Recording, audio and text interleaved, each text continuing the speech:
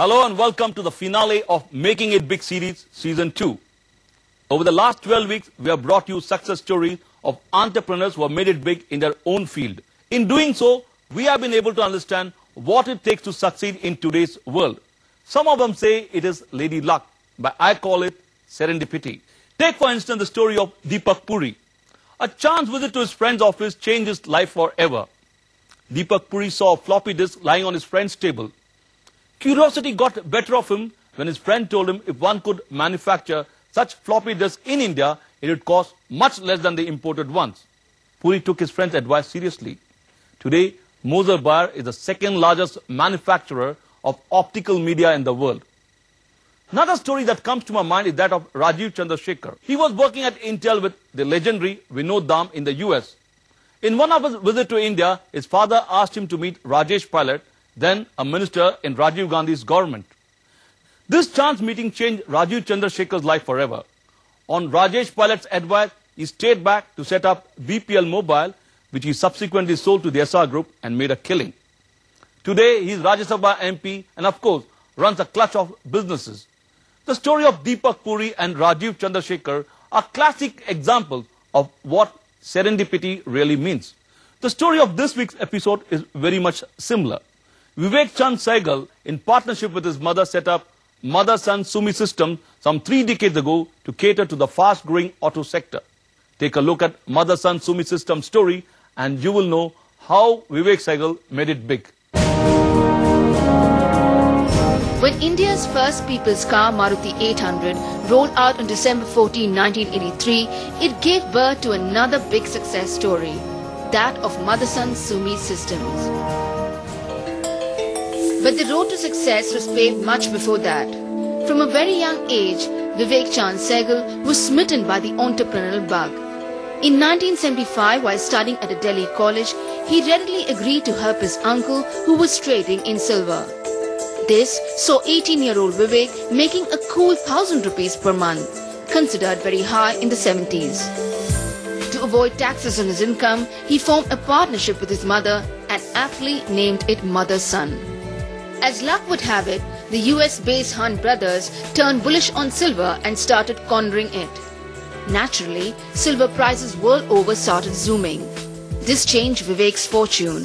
His income soared to 1,000 rupees per day from 1,000 rupees a month.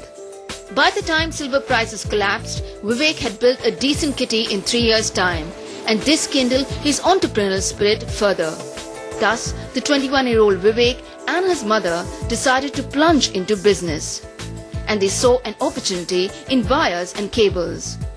With an initial investment of 10 lakh rupees, they set up a 400 square foot unit in Noida in 1977. Again, as luck would have it for young Sehgal, Maruti, along with his joint venture partner Suzuki, entered the scene. When the Maruti project was started in 1983, one of the conditions which government had imposed was that over 90% of the components of the car should be localized within a 5-year period. And we had started the process of searching for vendors right at that time, actually before the project started production. Now, as a result of that process, one of the companies which was shortlisted for producing wiring harnesses was Motherson. This proved to be a turning point for the company. In one of his meetings with Maruti officials, Sehgal was shown drawings of electrical distribution for the car. What caught Sehgal's eye was the name Sumitomo written in one corner of the drawing. Sehgal wasted no time. He took the next flight to Japan to meet Sumitomo's top honchos. It was very difficult to meet them as he had no appointment. But seeing his drive and passion, Sumitomo officials finally met him. That one meeting was enough for Sehgal to convince them to collaborate with him. Thus in 1983, Motherson entered into technical alliance with Sumitomo. The company set up its first wire harness plant in Noida at an investment of 1.5 crore rupees with a capacity to supply wire harness for 20,000 Maruti cars per year. Motherson's business grew rapidly. Impressed by this growth, Sumitomo picked up a 25% stake in the company. Thus in 1986, Motherson became Motherson Sumi Systems. Again, as luck would have it, Maruti 800 was a phenomenal success, and Motherson Sumi's success was linked to it. With the unprecedented demand, Motherson Sumi increased its wire harness capacity to 100,000 car sets per annum within 6 months. From a turnover of 1 crore rupees in 1986, it made its first 100 crore rupees in 1996-97. Maruti Suzuki contributed over 70% to the company's revenues till 2000. But there were lessons to be learned. In the late 90s, the Indian auto sector, including Maruti, faced a downturn. But Motherson Sumi not only kept itself afloat, but made its next 100 crore rupees within 4 years, crossing the 200 crore mark in 2000-2001. Well, when I joined, we were just making wiring harnesses, and over the next years we tried and we went into different components. We started increasing the content per car in the late 90s when the market became stagnant. We decided on two very basic way forward for us. One was that we would like to go outside India. We would like to get into more geographies to expand. And the other was that we would like to keep increasing the content per car, because our customers were always asking us to do something more, and we said, why not? The downturn in market conditions taught Motherson Sumi one important lesson. Strategically, it decided to broaden its customer and product portfolios so as to not have dependence on any single customer beyond 25%, besides ensuring 30% of its sales came from global customers. As a part of this strategy, Motherson Sumi today has 12 joint venture companies with 8 joint venture partners from 5 countries across the globe: Japan, Germany, South Korea, Australia and China. The group together has 24 joint venture partners and 54 joint venture companies. Today the company has more than 50 manufacturing facilities spread across India and 23 plants and 15 design and engineering centers across the globe. Within a decade, overseas business has zoomed, contributing 70% to sales. Well, Mr. Sehgal has done a remarkable job of growing his business. And I think he has grown faster and bigger than almost any other supplier whom we had started with. Then came the clincher in March 2009, and one that made Motherson Sumi Systems real big, and again luck was on their side. Motherson Sumi had formed a joint venture with Britex International in UK in 1996. Britex had a 51% stake.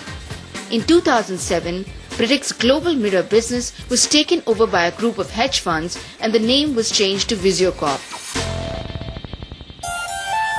The economic downturn of 2008 saw VisioCorp left with a huge debt and on the brink of bankruptcy. It was desperate to sell off.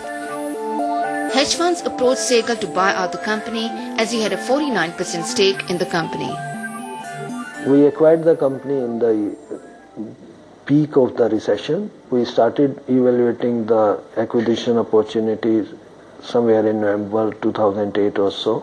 And by the time we acquired the company, 6 March 2009, the recession was at its peak. So we did the acquisition in the most adverse market condition, most favorable condition from an acquisition pricing point of view. The acquisition of distressed assets of VisioCorp for 170 crore rupees has added 4,100 crore rupees to Motherson Sumi's top line, thus taking its consolidated revenues to 6,702 crore rupees in 2009-2010 from 2,596 crore rupees in 2008-2009. This acquisition has made Motherson Sumi Systems one of the largest manufacturers of exterior rear view mirrors for passenger cars in the world. It is also the largest manufacturer of wire harness in India, but this segment contributes only 28% to the business, while mirrors and modules contribute 62% to turnover. Motherson Sumi Systems is a Tier 1 supplier to every possible OEM car company across the globe. Well, this company is cruising ahead by firing on all cylinders. We get up close and personal with Vivek Chand Sehgal, the man who is skillfully and artfully driving this company. Also joining us in the show is Puneet Chadda of HSBC.